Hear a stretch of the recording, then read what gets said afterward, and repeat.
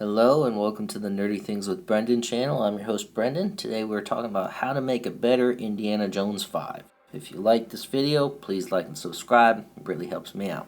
So I was really excited for Indiana Jones on the Dial of Destiny, and I went to see it in theaters, and oh boy, that was some hot garbage. Never in my life did I think they could make a worse Indiana Jones movie than Indiana Jones and the Kingdom of the Crystal Skull. And now Disney owns Indiana Jones, so they might give it some good treatment, maybe a higher budget or stuff. But boy, did they really drop the ball on this. This is by far the worst indie movie ever, if not one of the worst movies I have ever seen. It's a real shame, and I hate to admit it, but Harrison Ford won't live forever.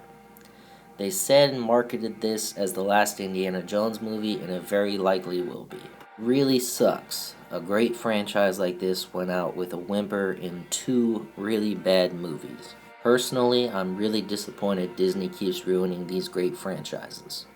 I have a lot of opinions on it, but essentially their treatment of Indiana Jones and Star Wars is laughable at best and sacrilege at worst. This movie had so many issues.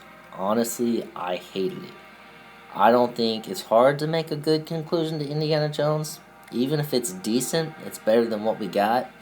This movie is really that bad. My wife and I sat in the theater through the second half of this, just laughing about how bad this was. So here's my idea for a good version of Indiana Jones 5, a proper conclusion to the character I feel. And if you hate it, that's fine. This movie's not getting made anyways. I'm just some random dude on the internet. Disney doesn't give a shit. It's really just a fan fiction, and not the creepy kind. So here's my idea. If you hate it, go ahead and tear me apart in the comments. That's what the internet's for. So much like the movie we got, we see an older Indiana Jones nearing retirement. We see Indy unsure what he's going to do in retirement and longing for the days of adventure. He spends his days reminiscing about the past with Marion and Charlotte. I think at this point in his career, Shia LaBeouf is just a liability on a movie. You don't want to do like an Ezra Miller for this situation. But having Mutt go off to Vietnam and die makes sense and gives the story some drama. So I think it needs to happen in this one too. Instead of introducing new characters in the conclusion like Basil Shaw and Helena, Indy can be godparent to one of Salah's kids or all of his kids. Doesn't really have to be any real story development around it, but just a sweet moment to bring two friends closer. Now there's a lot of us indie fans that really wanted to see Short Round back, and I recently made a video on Short Round's future after Temple of Doom, but in the video we find out Short Round ran off to boarding school and became an adventurer himself and even started tracking down artifacts. You have Short Round show up and pleading for Indy's help, and I think this is where you connect the story to the Vietnam War and Mutt's death. So you have Short Round tell Indy that the Viet Cong are using an artifact with immense power against US soldiers. It's believed this may be how Mutt died. As Short Round is describing the artifact, Indy recognizes it as the Ark of the Covenant. This brings the story full circle. Temple of Doom is technically the first movie in the franchise, and you see Indy teaming up with Short Round. Now it's the conclusion of his story, and he's partnered with Short Round one more time. You also bring back an old Indy artifact that he once found, the Ark of the Covenant, from what's technically the actual first movie made. It's also like Last Crusade, but now Indy is the father figure and Short Round is Indy. The two men can then bond and recount their years apart throughout the movie. Indy agrees to help Short Round, believing this will give Marion and himself some closure on Mutt's death. They were just told their son died in war, but they weren't given any circumstances around how or why. And they're really just searching for answers at this point, and Indy even wants to avenge his son if possible. Indy also knows the urgency of finding the Ark of the Covenant if it really is lost and in the hands of the Viet Cong. Marion is concerned about Indy going off into a war zone at his advanced age. So Salah agrees to one last adventure with Indy as well. Indy tells Salah he can't come. Indy has two regrets in his life. The first is leaving Marion and not being there to help raise Mutt, thus losing years with his son. His second regret is not fighting harder to keep Mutt from enlisting. Indy tells Salah that the most important thing he can do is be there for his kids.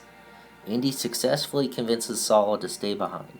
Indy and Short Round set off for Vietnam, where they meet an ally of Short Round's in a U.S. Army camp. Indy is impressed his once sidekick now has allies around the world similar to Indy himself. We then get a sweet little moment of Indy just realizing how much Short Round has changed in their years apart. Short Round's ally informs the two men on the latest update on the artifact. Indy still believes it's the Ark, but has no idea how the Viet Cong would have gotten their hands on it. One of the soldiers in the camp recognizes Indy's name and reveals he was there when Mutt died. The soldier then tells Indy and Short Round about a top-secret mission that took place. The U.S. government, facing protest and backlash for being in the Vietnam War, needed a quick solution to end the war, quietly and with as few casualties as possible. They had heard reports from Indy himself about the power of the Ark and decided to test it in the field as a way to end the war. The soldier, Mutt, and the rest of the team were sent to Vietnam with the Ark. They were ambushed and the Ark opened, killing multiple men. Realizing the power of the Ark, the Viet Cong stole the Ark and escaped. Mutt was killed along with several other men and the Ark was now lost. With the Army's help, the men tracked down the location of the Ark. Indy warns the soldiers about its power and to keep their eyes shut. The soldiers all take aim at a member of the Viet Cong guarding the Ark, then close their eyes in case they open the Ark once being fired on. All the men successfully hit their targets, but there's still Viet Cong men left. They run off with the Ark and this leads to a chase scene. The group recovers the Ark, but Indy is worried about giving it back to the government once again. They might decide to use it again, or it could fall into the wrong hands once more. The soldiers there all agree with Indy and all vow to say the Ark was lost. Indy and Short Round return home with the Ark. Indy now feels a peace within him, finally knowing what happened to his son Mutt. Indy shows Short Round a secret bunker he had built with all the money he earned from his treasure hunting. Indy makes a joke about building this place after barely surviving an atomic bomb in a fridge, referencing the beginning of Kingdom of the Crystal Skull. But this bunker is where Indy keeps all the artifacts too powerful to let loose in the world. This bunker is amazing and holds all sorts of artifacts we've never seen before. Indy tells Short Round, these items really should be in a museum, but we can't trust that they won't fall into the wrong hands and cause more harm than good. Indy hands Short Round a journal detailing all of his adventures and also hands him the keys to the bunker. Indy tells Short Round, throughout my adventures I've been betrayed and backstabbed too many times. For many, it's all about the fame and glory. On all of our adventures, Short Round, it's only ever been about the adventure and a love of history for you. You're the only one I can trust with all of this. It's all yours now, kid.